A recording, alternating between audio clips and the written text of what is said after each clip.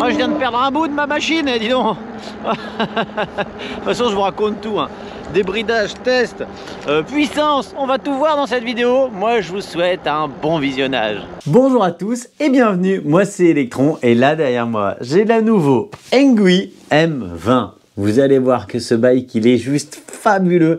Il a un look de dingue. Il a l'audace d'embarquer avec lui deux batteries, un moteur puissant et un look incomparable. Alors dans cette vidéo, de toute façon, on va tout voir dans un premier temps. Eh bien, je vais ouvrir le carton, on va regarder dans quel état j'ai reçu le bike. On va voir aussi ce qu'il y avait à l'intérieur du carton avec le vélo, voir vite fait le montage et surtout, une fois que le vélo est sorti du carton, on va regarder son degré de finition et son état. Et ensuite, on fera le tour de toutes les spécificités, histoire que ce M20 n'ait aucun secret pour vous. Et en plus, ça va être hyper intéressant, je vous l'ai dit, il embarque deux batteries, il est puissant, il est bien fini théoriquement. Donc ça, on va le voir tous ensemble. Et puis, on l'emmènera en extérieur pour tester son accélération, son freinage, pour voir un peu son comportement routier. Je ferai un retour sur l'autonomie incroyable de ce Engui M20 et puis à la fin on fera un bilan positif et négatif du vélo qui est là derrière moi. Mais avant que la vidéo ne commence les amis, j'ai une chose à faire, celle de vous inviter à me donner beaucoup de force. Ça vous coûte rien, il suffit de vous abonner, d'activer la petite cloche et moi j'envoie le court générique.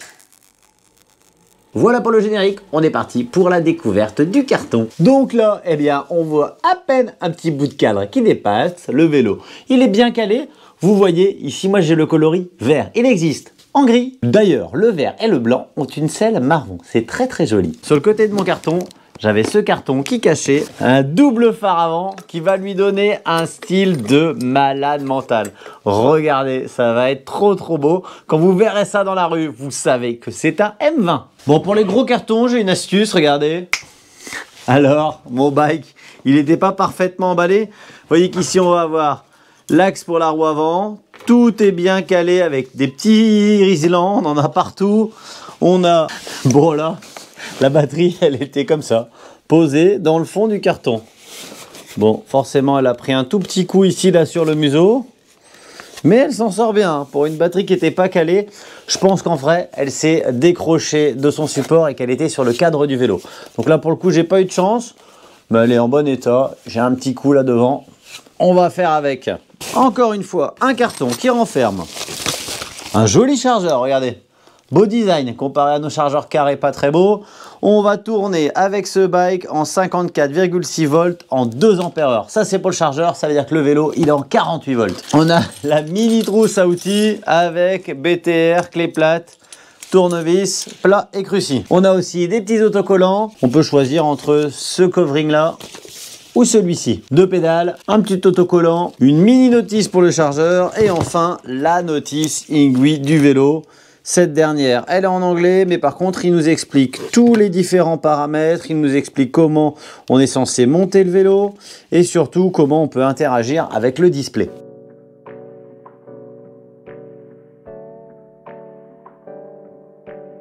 Allez, je vous laisse regarder de plus près à quoi ressemble la machine. Clairement, regardez le degré de finition, le vert il est un peu satiné, c'est très joli. Ça c'est ma batterie qui s'est baladée dans le carton, vous voyez qu'elle est quand même propre, hein. Il y a un petit coup ici là-haut. Mais sinon dans l'ensemble c'est top. J'adore cette selle un peu marron avec le logo Engui ici. Garde-boue en métal s'il vous plaît, hein. À l'arrière on a un frein à disque de 160 mm, freiné par un étrier monopiston commandé par câble. À l'avant c'est pareil, 160 mm de disque également avec étrier mécanique. La jante est très jolie, on a un beau degré de finition, on va être suspendu dans la partie avant par cette fourche qui est réglable. Ici on va pouvoir choisir la compression. En parlant d'amorti, si vous êtes bien attentif, eh bien regardez, la partie arrière, elle est suspendue également et on a un amortisseur qui vient se cacher ici discrètement sous la selle. C'est très beau, c'est bien fini, vous pouvez en profiter pour regarder la finition du cadre, hein. C'est très joli. Franchement, j'apprécie beaucoup. Regardez, dans la partie arrière, on va avoir un feu et on va avoir ce magnifique guidon assez large qui est pris sur une potence déportée.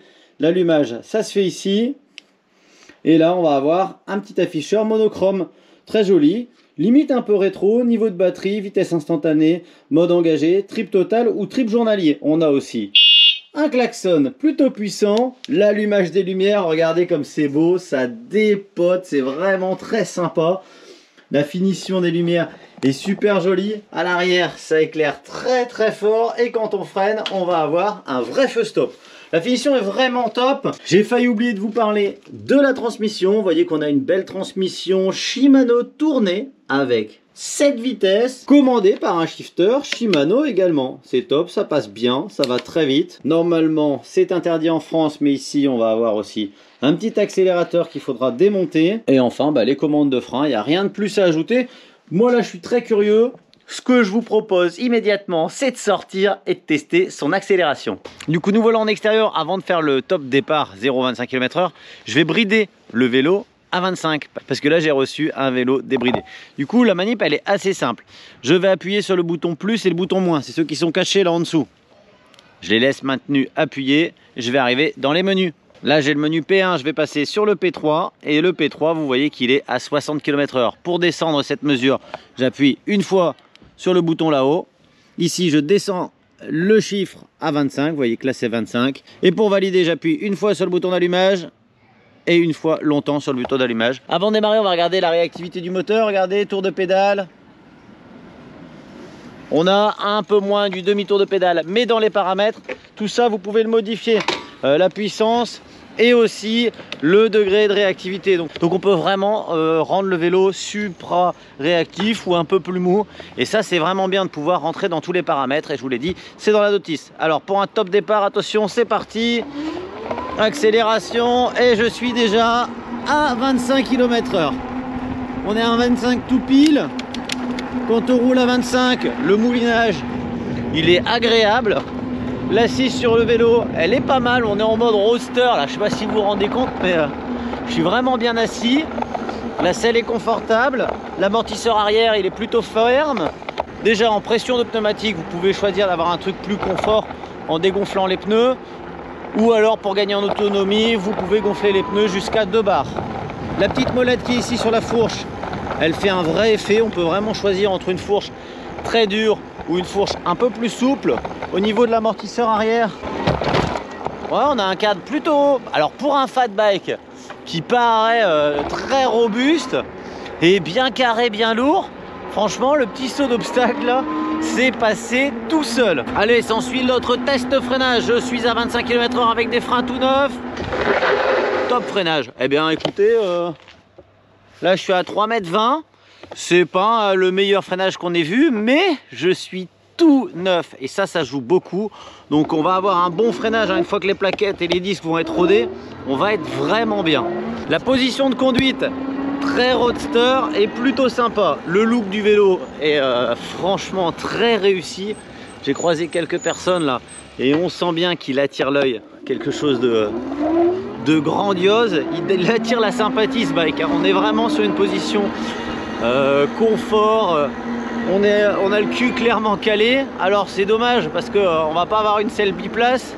La selle elle permet juste de s'y asseoir bien confortablement et pas du tout de partager ce petit moment de plaisir. Au niveau de la réactivité, accélération, démarrage, c'est plutôt cool. Il faudra retirer l'accélérateur, mais en vrai c'est très agréable. Il est bien dissimulé et très discret, hein, ça se voit à peine. En mode pédalage, on est plutôt recroquevillé, forcément c'est la position roadster qui veut ça.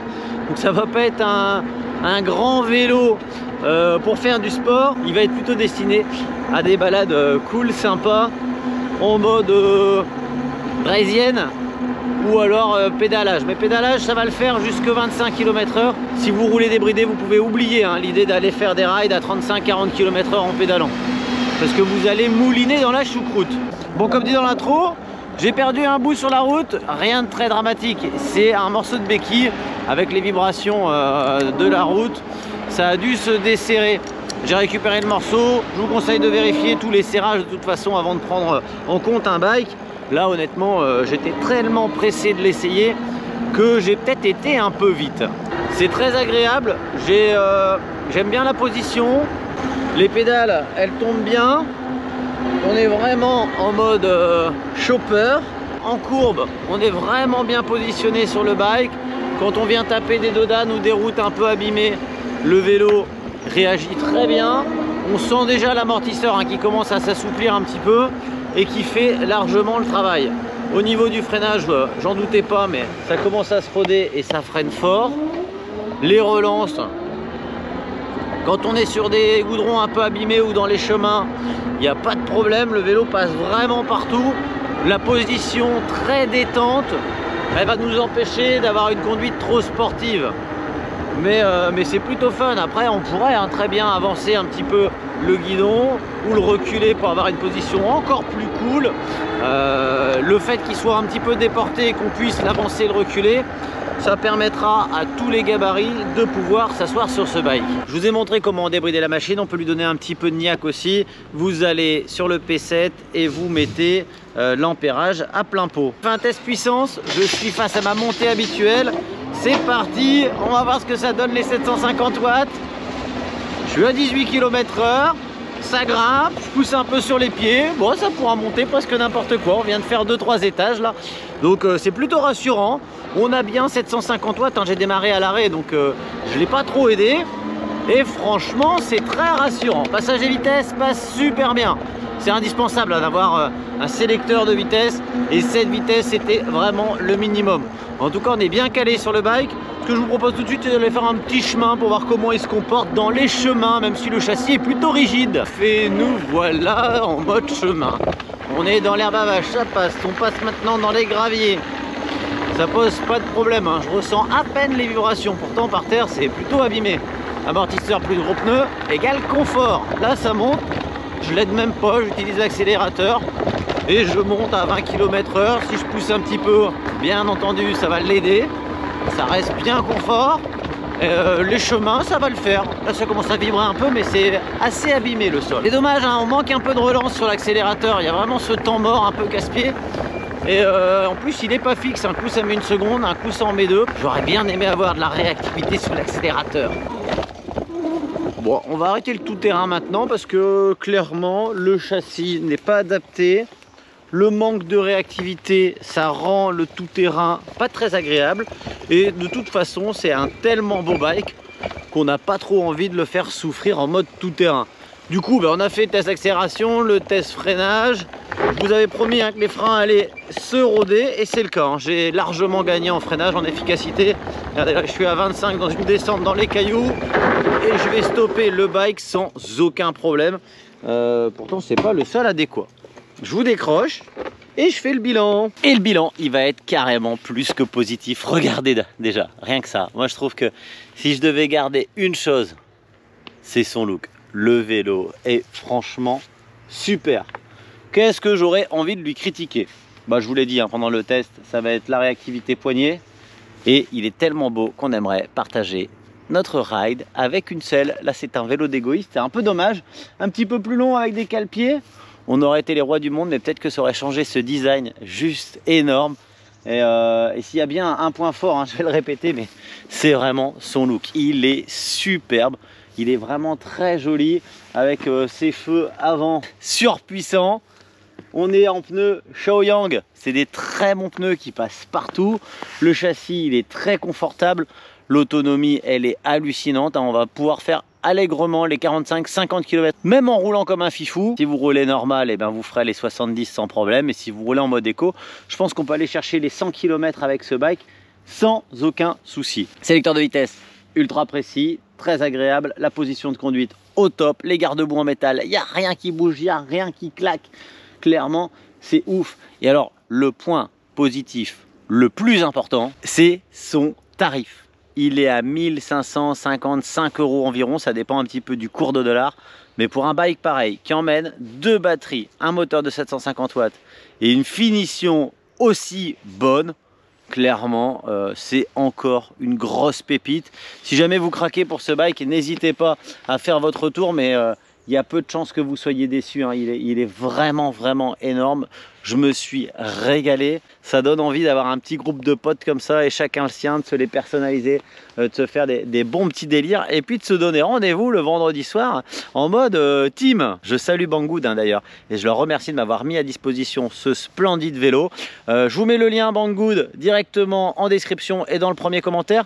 Allez check, allez regarder les 3 couleurs, blanc, noir et vert. Dites-moi lequel vous auriez choisi. Le vert, je le trouve vraiment sublime, mais le blanc et le noir, ils ont aussi aussi leur petite touche, hein. Le noir, franchement, ça fait gros biker et c'est plutôt cool. Merci à vous aussi de m'avoir suivi. Si c'est pas fait, rejoignez-moi en vous abonnant, activez la cloche. Moi, je vous dis à bientôt et surtout, bon ride!